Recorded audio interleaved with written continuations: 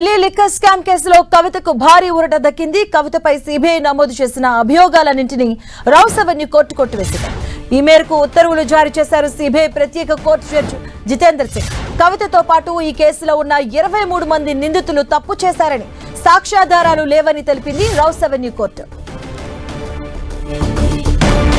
ఇదే అంశానికి సంబంధించిన పూర్తి details Telangana input editor Kalyan అందిస్తారు. కళ్యాణ్, మాధవి, ఖచ్చితంగా ఇది తెలంగాణ జాగృతి అధ్యక్షురాలు కవితలకు ఒక భారీ ఊరటగా చెప్పాలి. కవితతో పాటు ఆమ్ ఆద్మీ పార్టీ అధ్యక్షుడు కేజ్రీవాల్ కూడా ఇది ఒక ఊరట.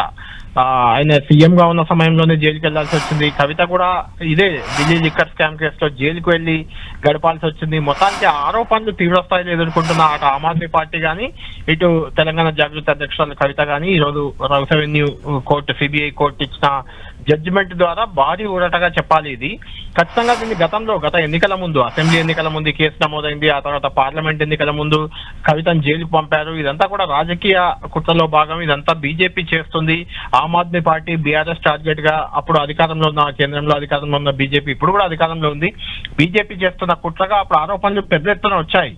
ఆ ఆరోపణలన్నింటినీ ఇప్పుడు అవన్నీ ఖచ్చితంగా నిజాలే, రాజకీయ కక్షలో భాగంగా జరిగింది ఇదంతా అనే రకమైన జడ్జిమెంట్ గా దీన్ని మనం చూడాలి. దీనికి బీజేపీ ఏ రకంగా రియాక్ట్ అవుతుంది, ఏం జరగబోతుంది అనేది చాలా ఇంట్రెస్టింగ్ ఫ్యాక్టర్ అది.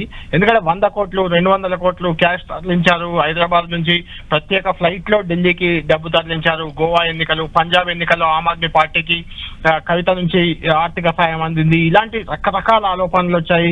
ఛార్జ్ షీట్ లో, ఎఫ్ఐఆర్ లో కూడా సిబిఐ చాలా సంచలనమైన ఆరోపణలు చేస్తుంది.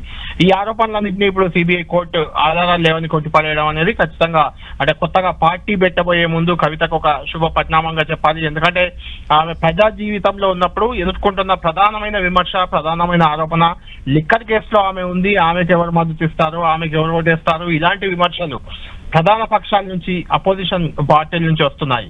ఇప్పుడు ఆమె క్లీన్ చిట్ తో ప్రజల్లోకి వెళ్ళబోతుంది. పార్టీ పెట్టుకొని ప్రజల్లోకి, జనంలోకి వెళ్ళబోతుంది. కాబట్టి ఇది ఖచ్చితంగా ఒక మంచి కీలక పరిణామంగా చూడాలి. అటు ఆమ్ ఆద్మీ పార్టీకి కూడా, ఆమ్ ఆద్మీ పార్టీ అనేది అవినీతి రహిత పార్టీగా, అవినీతి రహిత పోరాట పార్టీగా దానికి ఒక గుర్తింపు ఉంది. అలాంటి ఆ పార్టీ అవినీతిలో కూరుకుపోయిందనే విమర్శలకు కారణమై చివరికి సీఎం ఓడిపోవాల్సి వచ్చింది. కేజ్రీవాల్ ఢిల్లీ ఎన్నికల్లో కూడా ఓడిపోవాల్సి వచ్చింది. కాబట్టి ఇప్పుడు ఇది ఖచ్చితంగా ఇటు ఆమ్ ఆద్మీ పార్టీకి కానీ, ఇటు కవితకు కానీ ఇది ఊరటగా చూడాలి. 23 మంది ఏ ఒక్కరిపై కూడా సాక్ష్యాలు లేవని సిబిఐ కోర్టు కొట్టివేయడం అనేది చాలా సంచలనమైన తీర్పుగా మనం పరిగణించాలి. ఎందుకంటే చాలా పెద్ద కేసు, లిక్కర్ స్కామ్ పెద్ద ఎత్తున జరిగింది. 1000 కోట్లు 100 కోట్లు అంటూ సిబిఐ, ఈడీ అన్ని కూడా రంగంలోకి దిగాయి. పెద్ద ఎత్తున అసెంబ్లీ ఎన్నికల ముందు ఒక దఫా, పార్లమెంట్ ఎన్నికల ముందు ఒక దఫా రకరకాల ఇన్వెస్టిగేషన్లు సాగాయి. కవిత దగ్గర ఉన్న 10 ఫోన్లలో రకరకాల ఆధారాలు ఉన్నాయి. ఆ ఫోన్లన్నీ మాయం చేశారు, పగలగొట్టారు. ఇలాంటి రకరకాల విమర్శలు, ఆరోపణలను కవిత సుదీర్ఘకాలం నుంచి ఎదుర్కొంటూ వచ్చారు. ఇప్పుడు ఆమెకి ఇది ఊరటగా ఖచ్చితంగా చూడాలి. Madhavi, right, thank you Kalyan.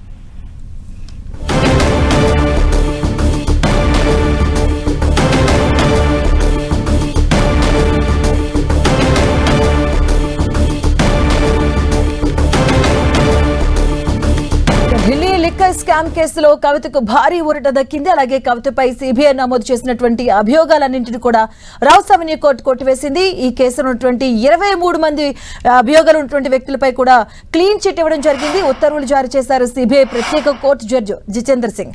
అలాగే కవితతో పాటు ఈ కేసులో ఉన్నటువంటి 23 మంది నిందితులు తప్పు చేశారని, సాక్ష్యాధారాలు లేవని తెలిపింది రౌస్ అవెన్యూ కోర్టు.